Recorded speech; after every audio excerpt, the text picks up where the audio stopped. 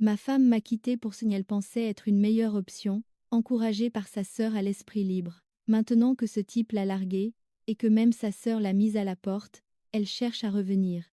Je m'appelle Daniel. J'ai 36 ans, et je travaille comme responsable logistique pour une compagnie de transport régional à Portland, dans l'Oregon. Mon travail consiste essentiellement à résoudre les problèmes avant que les camions ne commencent à rouler à 5 heures du matin. Donc, je me réveille tôt, je planifie tout avec soin, et j'aime quand la vie fonctionne selon des horaires, plutôt que dans le chaos. Ma femme, Mélissa, a 34 ans. Nous étions ensemble depuis 7 ans, et mariés depuis 5 ans. Nous possédions une modeste maison ensemble dans l'est de la ville, et partagions les factures. Pas d'enfants pour l'instant, juste un golden retriever et une routine qui semblait assez stable vue de l'extérieur. Mélissa travaillait comme photographe de style de vie en freelance. Son emploi du temps était à l'opposé du mien. Des nuits passées à retoucher des photos, des séances photos aléatoires en semaine, des déjeuners de travail qui s'éternisaient jusqu'au dîner. Cela a fonctionné pendant longtemps parce que je suis structurée et qu'elle se disait spontanée. Sa jeune sœur, Cara, était l'élément imprévisible de la famille. Cara croyait être ce qu'elle aimait appeler une esprit libre, ce qui signifiait surtout qu'elle changeait de travail, de relation et d'appartement tous les 6 mois, tout en publiant des citations inspirantes en ligne sur la vie sans limite. Pendant des années, Mélissa a traité Cara comme une sorte de coach de vie personnelle, même si la vie de Cara ressemblait à un exemple à ne pas suivre. Les choses n'ont pas explosé du jour au lendemain. Avec le recul, le changement a commencé lentement, il y a environ 8 mois, quand Mélissa a commencé à dire qu'elle se sentait coincée. Pas malheureuse, juste coincée. Elle disait que ma vie était trop prévisible, que je planifiais tout, que je traitais la vie comme un long emploi, du temps de travail. Je me souviens d'un samedi matin, où elle a dit quelque chose qui m'est resté en tête. Elle m'a dit que certaines personnes sont faites pour construire des vies sûres, et que d'autres sont faites pour en poursuivre des excitantes. Elle l'a dit avec désinvolture, en faisant défiler son téléphone, comme si elle commentait la météo. Je n'y ai pas prêté attention à l'époque. Ce que je ne réalisais pas, c'est que Cara lui mettait déjà des idées en tête depuis des semaines. Des idées sur la liberté, des idées sur de meilleures options, et apparemment des idées sur un gars spécifique qu'elle avait récemment rencontré lors d'un événement photographique. Le nom de ce type était Ryan.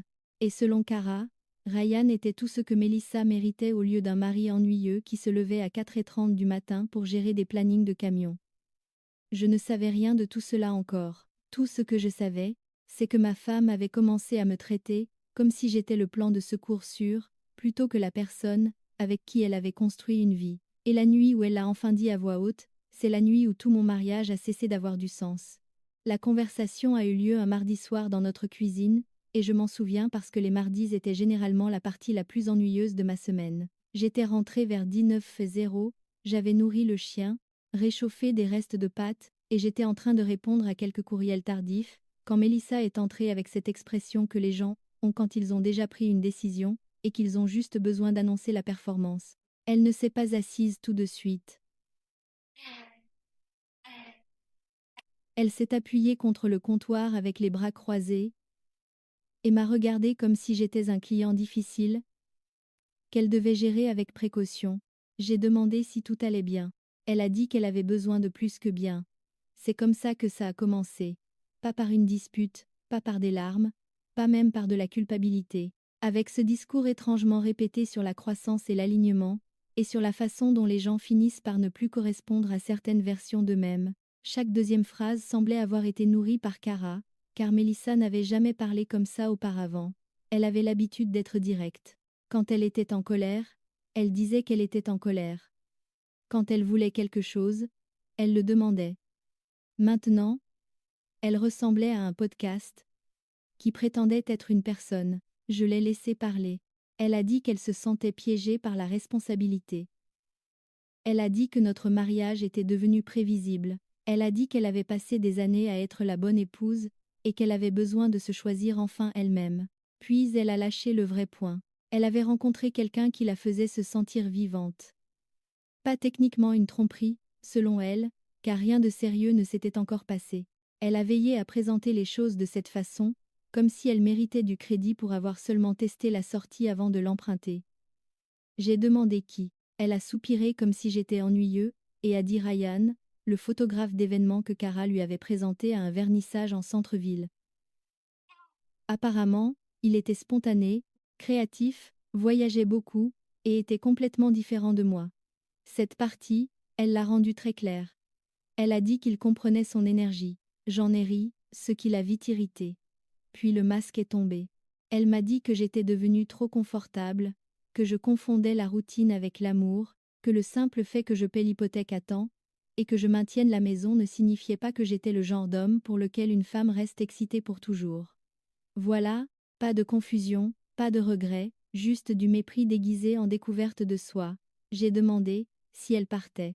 Elle a dit oui, mais pas de manière cruelle, ce qui est une drôle de chose à dire, en mettant fin à un mariage, pour un type qui aime les appareils photo et les bracelets en cuir.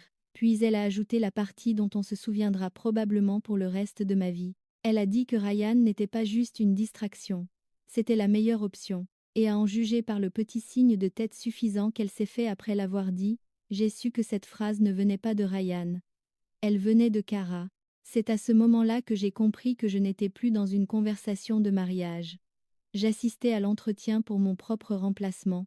La chose étrange, à propos de moments comme celui-là, c'est à quel point ils peuvent sembler calmes. On s'attend à des cris, ou à une confrontation dramatique, mais ce qui s'est réellement passé était calme.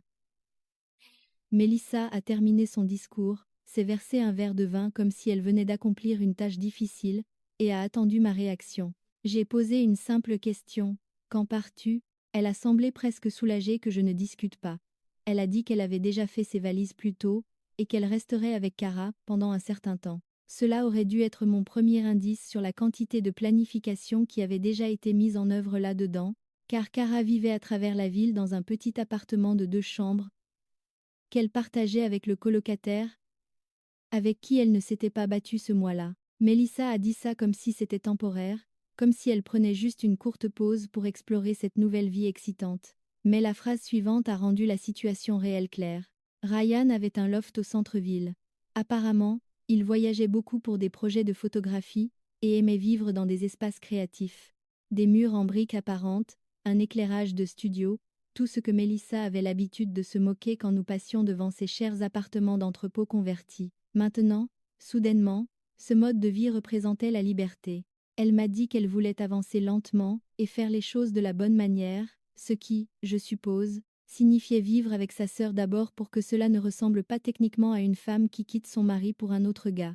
La gymnastique mentale était impressionnante. J'ai demandé si Ryan savait qu'elle était mariée. Elle a levé les yeux au ciel et a dit bien sûr qu'il savait. Selon elle, il admirait son honnêteté et respectait le fait qu'elle voulait gérer les choses de manière mature.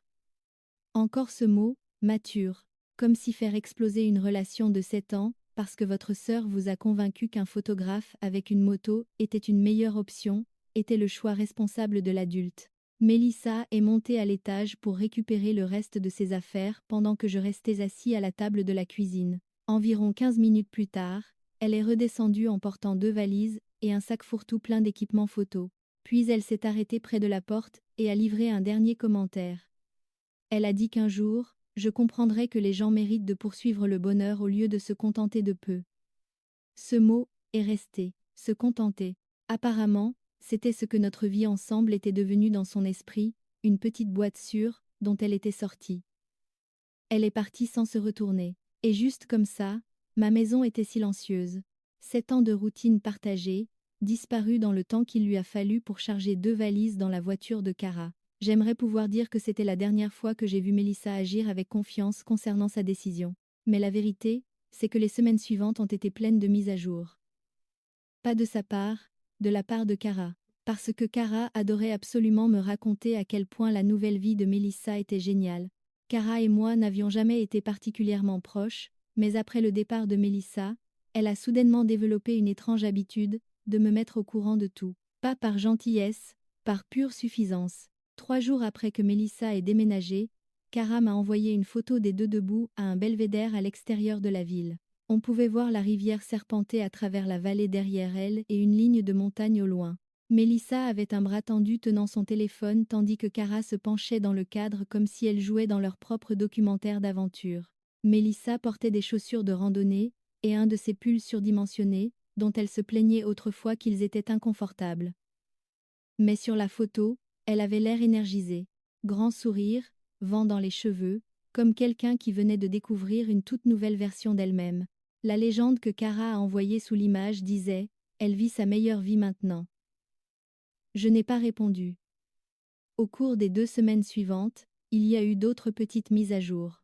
Apparemment, Melissa et Ryan passaient beaucoup de temps ensemble. Kara s'assurait de mentionner à quel point il était spontané. Des trajets tôt le matin dans les montagnes, des voyages photos aléatoires le week-end, l'exploration de petites villes à 2 heures de la ville. Tout ce qu'elle m'avait dit que notre mariage manquait. La chose amusante est que Kara semblait beaucoup plus investie dans la preuve que cette relation était incroyable que Melissa ne l'était. Melissa m'a à peine contacté du tout pendant cette période.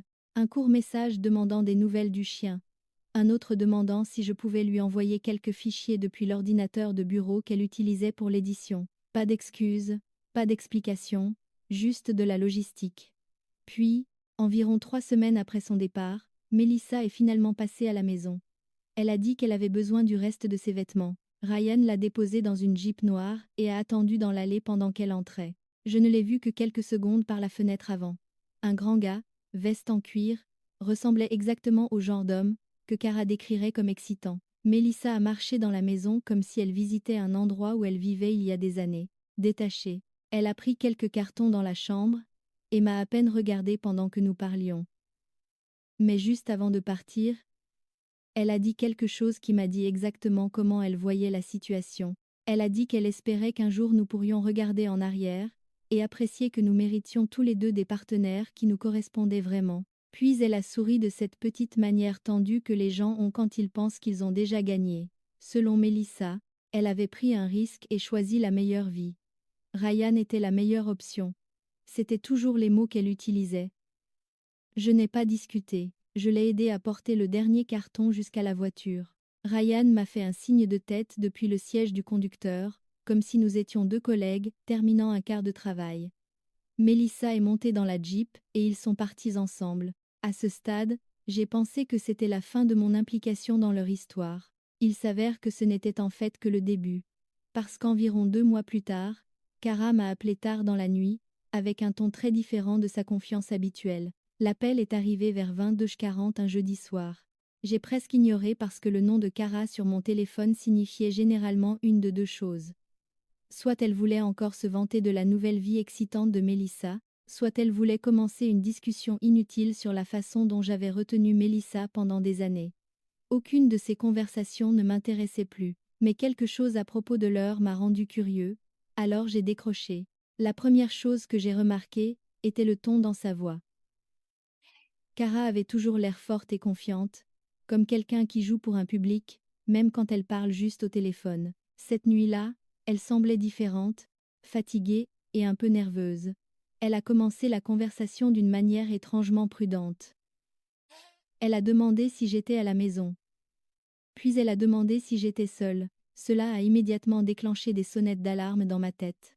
Finalement, j'ai demandé ce qu'elle voulait vraiment. Il y a eu une longue pause avant qu'elle ne réponde. Puis elle a dit que Melissa avait besoin d'un endroit où rester, juste pour un petit moment. J'ai presque ri parce que pendant les 2 derniers mois, Kara avait pratiquement organisé un défilé de victoires sur le fait que Melissa avait échappé à son mariage ennuyeux. Chaque mise à jour avait été sur la liberté et l'excitation, et à quel point Ryan était supposé être incroyable. Donc, l'entendre soudainement me demander de l'aide était intéressant. J'ai posé la question évidente, qu'est-il arrivé à Ryan ? Une autre pause, plus longue cette fois. Puis Kara a dit qu'ils avaient quelques problèmes récemment. C'était la phrase qu'elle utilisait, des problèmes. Apparemment, Melissa et Ryan se disputaient beaucoup récemment. Selon Kara, Ryan avait une idée différente de ce à quoi ressemblait une relation. Il aimait être spontané et indépendant. Melissa, d'un autre côté, avait commencé à traiter le tout comme un partenariat sérieux, ce que, d'après ce que Kara a dit ensuite, Ryan n'appréciait pas. Il voyageait beaucoup pour le travail, parfois pendant des semaines à la fois. Et pendant qu'il était parti, Melissa vivait pratiquement dans son loft comme si elle possédait les lieux. Kara a dit que Ryan n'avait pas exactement signé pour ce niveau d'engagement. Puis elle a lâché la partie qui a fait que tout s'est mis en place. Plus tôt dans la journée, Ryan a dit à Melissa qu'il pensait qu'ils étaient allés trop vite et qu'il avait besoin d'espace. pas d'une pause. De l'espace, le mot exact que Mélissa a utilisé quand elle a mis fin à notre mariage. Apparemment, il lui avait aussi demandé de prendre ses affaires, et de lui donner un peu de temps pour comprendre ce qu'il voulait, ce qui signifiait que Mélissa était soudainement debout dans l'appartement de Kara avec 3 valises, et nulle part où aller. Kara a essayé de faire croire que c'était temporaire, juste quelques jours, être une semaine, jusqu'à ce que Mélissa puisse régler les choses. Mais la vérité était assez évidente. La meilleure option venait juste de décider qu'il n'était pas intéressé par la responsabilité qui venait avec elle. Et soudainement, la nouvelle vie excitante n'avait pas l'air aussi stable que celle ennuyeuse qu'elle avait quittée. Je suis resté silencieux pendant quelques secondes après que Kara ait fini d'expliquer, pas parce que j'étais choquée. Honnêtement, la situation semblait presque prévisible. Quand quelqu'un brûle toute sa vie, en poursuivant l'excitation, cela fonctionne généralement très bien, jusqu'à ce que la réalité se montre. J'ai posé une question simple à Kara. Pourquoi m'appelles-tu? Elle a semblé irritée immédiatement, comme si la réponse aurait dû être évidente. Parce que Mélissa est toujours ta femme. C'était techniquement vrai. Nous n'avions pas encore finalisé le divorce. La paperasse prend du temps et aucun de nous ne s'était précipité pour la déposer parce que jusqu'à cet appel téléphonique, Mélissa avait été assez confiante qu'elle commençait une vie complètement différente. Mais Kara disant cela, comme ça, m'a dit quelque chose d'important. Elle n'appelait pas parce qu'elle me respectait. Elles appelaient parce que le plan de secours semblait soudainement utile à nouveau. J'ai demandé où était Mélissa. Kara a dit qu'elle était assise dans le salon de son appartement, et qu'elle pleurait la majeure partie de la soirée. Apparemment, Ryan ne lui avait pas juste demandé de l'espace. Il avait aussi mentionné qu'il voyageait pour un travail de photographie pendant un certain temps, et qu'il ne voulait pas de complications en l'attendant à son retour. Traduction, il en avait fini. Kara a essayé de tourner cela comme s'il avait juste besoin de temps pour réfléchir, mais le ton dans sa voix rendait clair qu'elle n'y croyait même pas elle-même. Puis elle a finalement dit la chose sur laquelle elle travaillait clairement. Mélissa voulait savoir si elle pouvait revenir à la maison. Juste temporairement, jusqu'à ce que les choses se tassent. Je n'ai même pas hésité. Je lui ai dit non. Pas pas laisse-moi y réfléchir. Juste non. Kara est devenue silencieuse une seconde comme si elle ne s'attendait pas à cette réponse. Puis elle est immédiatement passée en mode négociation. Elle a dit que Mélissa n'avait nulle part où aller en ce moment. Elle a dit que ce ne serait que pour peu de temps. Elle a dit que nous étions toujours mariés, donc ce n'était pas déraisonnable. Je l'ai laissé finir. Puis j'ai expliqué quelque chose de très simple. 2 mois plus tôt, Mélissa s'était tenue dans cette même maison, et m'avait dit que Ryan était la meilleure option. Elle avait fait ses valises, franchi la porte et était partie avec lui, comme si elle avait déjà mis à niveau sa vie. Tu ne peux pas désinstaller cette décision juste parce que la mise à jour a échoué. Kara n'a pas aimé cette réponse. Elle a dit que j'étais froid. Elle a dit que les gens font des erreurs. Je lui ai dit que cela pourrait être vrai, mais que certaines erreurs viennent avec des conséquences permanentes. Et Mélissa choisissant sa meilleure option en était une.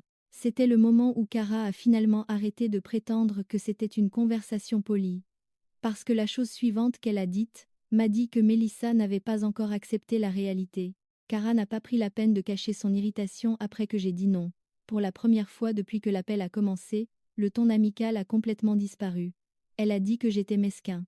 Elle a dit que je punissais Mélissa pour avoir fait une erreur. Et puis elle a dit quelque chose qui expliquait honnêtement beaucoup de choses, sur la façon dont Mélissa a fini dans cette situation en premier lieu. Elle a dit que si j'aimais vraiment Mélissa, je l'aiderais quand elle en aurait besoin, pas quand les choses sont faciles. Quand les choses sont difficiles. J'ai posé une question à Kara. Mélissa l'a-t-elle dit elle-même? Une autre pause. Cela m'a tout dit, parce que la personne qui demandait à revenir n'était même pas celle au téléphone. Kara négociait pour elle. Puis Kara a dit que Mélissa voulait me parler directement. Je lui ai dit non. Pas avec colère, juste très clairement. J'ai dit qu'il n'y avait rien que Mélissa puisse dire qui changerait la situation. La conversation que nous devions avoir avait déjà eu lieu le jour où elle est sortie de la maison, et m'a dit qu'elle avait trouvé une meilleure option. Kara a essayé de pousser à nouveau. Elle a dit que Mélissa voulait juste expliquer les choses. Elle a dit que Mélissa se sentait terrible. Elle a dit qu'elle méritait la chance de parler. J'ai dit quelque chose de simple à Kara. Les explications sont utiles avant que quelqu'un ne parte, pas après. C'était le point où Kara a arrêté d'essayer de paraître raisonnable. Elle a dit que j'agissais par amertume. Elle a dit que les gens font des erreurs tout le temps, et que les mariages survivent à pire que ça. Je lui ai rappelé quelque chose que Mélissa avait dit la nuit où elle est partie. Elle m'avait dit qu'elle avait grandi hors de la vie que nous avons construite. Elle m'avait dit que Ryan était la meilleure option. Elle avait dit qu'elle méritait quelque chose de plus excitant. J'ai expliqué que des décisions comme ça ne sont pas des expériences temporaires. Tu ne peux pas appuyer sur annuler juste, parce que l'option excitante a cessé de fonctionner. Cara s'est tue un instant. Puis elle a dit que Mélissa n'avait nulle part où aller. Apparemment, Ryan avait déjà changé le code de sa porte de loft, et était parti en ville pour un travail de photographie le même après-midi où il lui a demandé de partir. Donc Mélissa avait fait ses valises et était retournée à l'appartement de Cara. 3 valises, pas de plan, pas d'endroit où vivre, et soudainement la vie ennuyeuse qu'elle avait abandonnée semblait beaucoup plus précieuse. Cara m'a demandé une dernière fois si j'étais absolument sûre. Je lui ai dit que je l'étais, puis je lui ai souhaité bonne chance pour régler les choses, et j'ai mis fin à l'appel. Pour la première fois depuis que Mélissa a quitté la maison 2 mois plus tôt, toute la situation semblait enfin réglée, ou du moins je pensais qu'elle était réglée. Parce que le lendemain matin, je suis sortie pour partir au travail, et j'ai trouvé quelque chose sur mon porche avant que je n'attendais vraiment pas. Le lendemain matin a commencé comme n'importe quel autre jour de semaine. Mon réveil a sonné à 4h30. Je me suis levée, j'ai fait du café, j'ai nourri le chien, et j'ai suivi la routine habituelle avant de partir au travail. Pour la première fois depuis des semaines, la maison semblait à nouveau calme. Pas d'arguments, pas de tension, juste du calme. Vers 5h20, j'ai pris mes clés et j'ai ouvert la porte d'entrée. C'est à ce moment-là que j'ai vu les valises. 3 d'entre elles, assises proprement sur mon porche. Pendant un instant, je suis juste restée là, à essayer de traiter ce que je regardais. C'étaient les mêmes valises que Mélissa avait faites la nuit où elle est partie. Une grande noire, une plus petite valise à roulettes grises, et la trousse de voyage beige qu'elle utilisait toujours pour le matériel photo.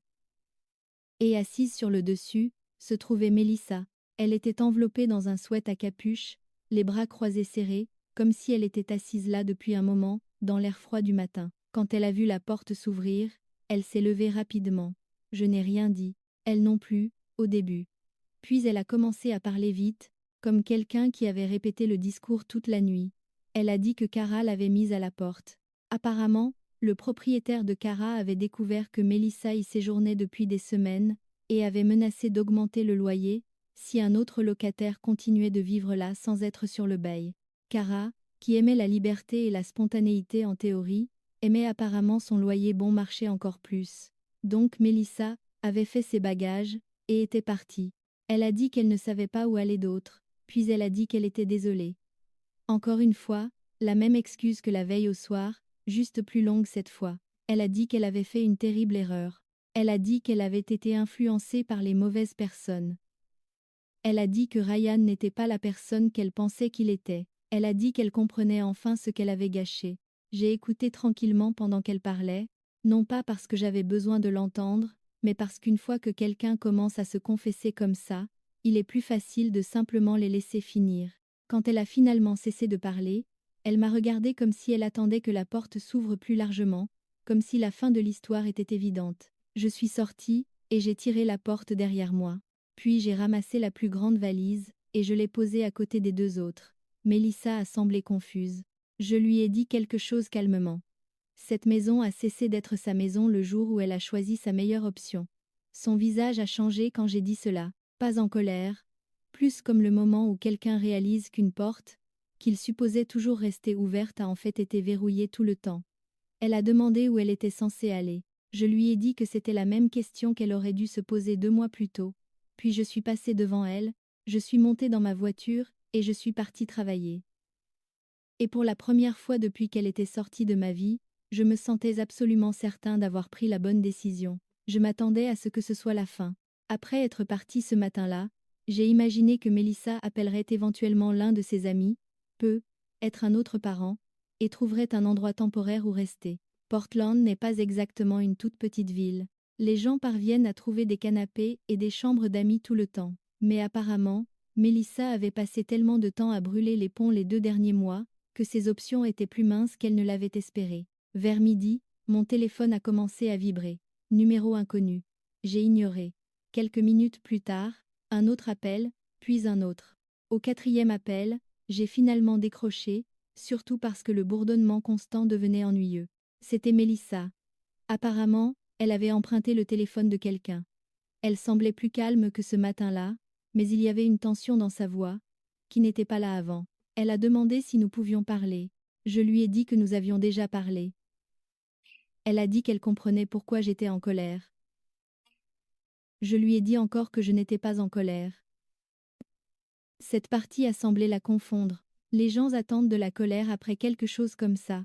La colère signifie au moins qu'il reste des émotions impliquées. Ce qu'elle entendait à la place, avec quelque chose de beaucoup plus calme. De la finalité. Mélissa a essayé un autre angle. Elle a dit que 7 ans ensemble devraient signifier quelque chose. Elle a dit que les gens font des erreurs. Elle a dit que les mariages survivent à des affaires, des désastres financiers, même pire que ce qu'elle a fait. Je l'ai laissé finir, puis je lui ai rappelé quelque chose qu'elle avait dit la nuit où elle est partie. Elle n'a pas dit qu'elle était confuse.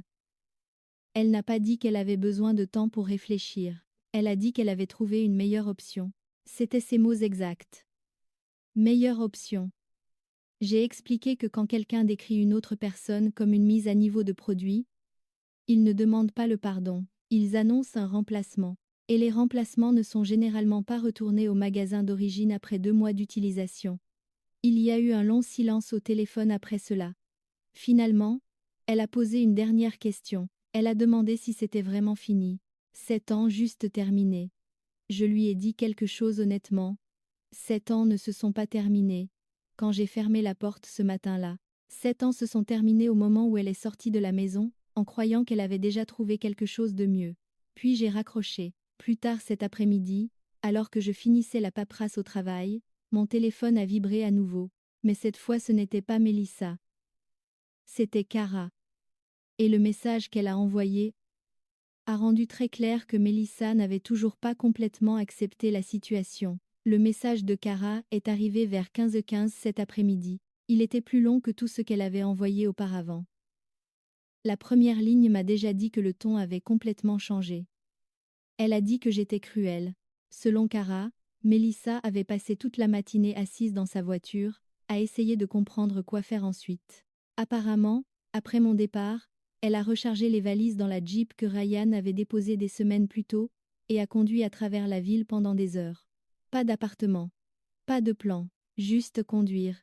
Cara a dit que Mélissa avait finalement fondu en larmes sur le parking d'une épicerie, et l'avait appelée à nouveau, pour demander quoi faire. En lisant ce message, j'ai réalisé quelque chose d'important. Mélissa ne s'attendait pas à des conséquences.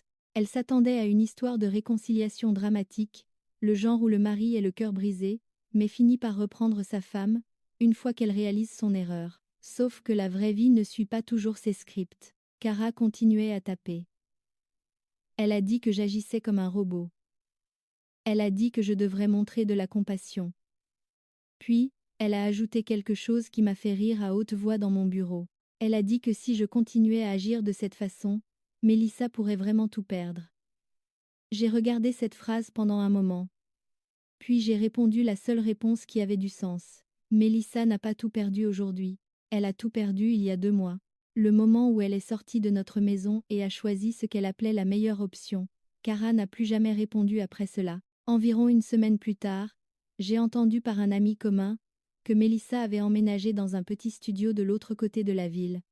Rien de chic, juste un endroit temporaire pendant qu'elle réfléchissait. Ryan ne l'a jamais recontacté. Apparemment, il a posté des photos de 3 pays différents le mois suivant comme si rien ne s'était jamais passé. Quant à moi, j'ai fini de déposer les papiers de divorce peu de temps après. La chose étrange est que je ne me sens pas en colère quand j'y pense maintenant. Juste clair, Mélissa voulait de l'excitation. Elle voulait quelque chose de mieux que la vie stable que nous avons construite ensemble, et elle a découvert à ses dépens que parfois, la chose que les gens appellent ennuyeuse est en fait la chose qui maintient tout ensemble. La leçon que j'ai tirée de toute la situation est simple. Quand quelqu'un vous dit qu'il a trouvé une meilleure option, croyez-les. Puis laissez-les aller voir exactement à quel point cette option est vraiment bonne. Bye bye.